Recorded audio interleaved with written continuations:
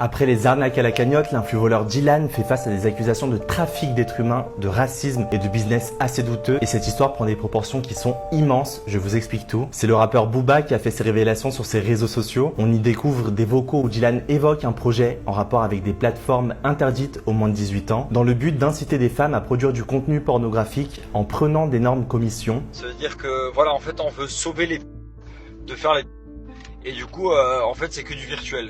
Écart des jambes, photos, tout ça.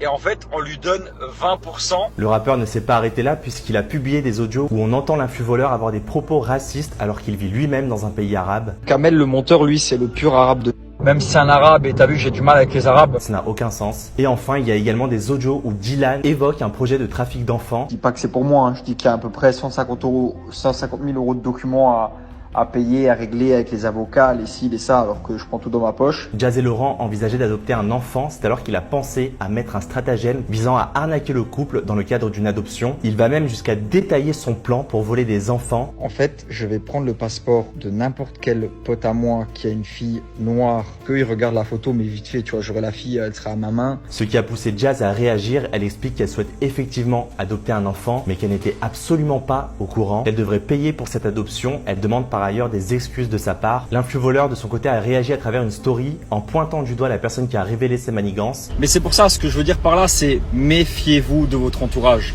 Mais j'ai envie de dire merci à elle. Le parquet de Paris a été saisi de cette affaire par 2 députés. Mais il y a un véritable problème dans toute cette histoire, c'est qu'on est face à un influvoleur luxembourgeois qui vit à Dubaï. Je me demande si la justice française pourra faire quelque chose ou non. En tout cas, je trouve que les faits sont extrêmement graves et qu'ils ne devraient pas rester impunis.